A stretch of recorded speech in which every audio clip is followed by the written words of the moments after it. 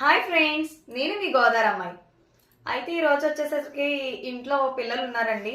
అయితే హోలీ కదా, దానికోసం ఇంట్లోనే ఉన్నారు. ఏదన్నా స్పెషల్ టిఫిన్ ఏదైనా చేయి మమ్మీ అని అడిగారు.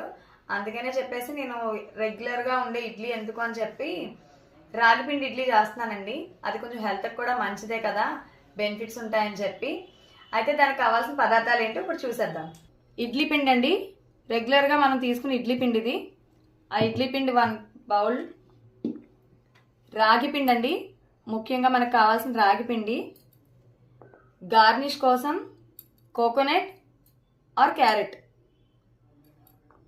అయితే ఇప్పుడు వచ్చేసరికి రాగి పిండిని యాడ్ చేసి ఉంచిన ఇడ్లీ పిండి నేను ఆల్రెడీ రెడీ చేసుకున్నానండి. నన్ను చూపించు. తయారీ విధానం ఇప్పుడు చూద్దాం.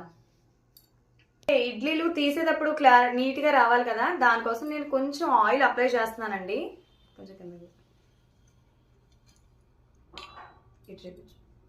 క్యారెట్ యాడ్ చేద్దాం. పిల్లలకి కొంచెం కలర్ఫుల్గా అనిపించి వాళ్ళు చాలా ఇష్టపడతారండి.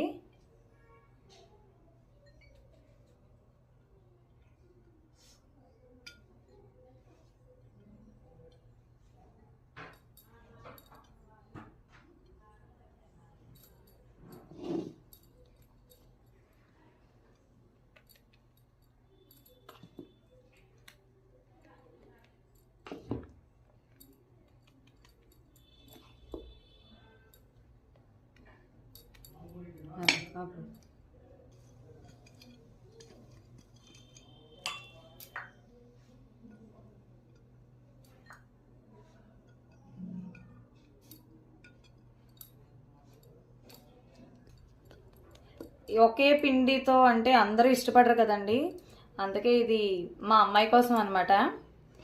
మా అమ్మాయి ఇడ్లీలు ఇష్టపడుతుంది, మా అబ్బాయి అయితే రాగి పిండి ఇడ్లీలు ఇష్టపడతాడు.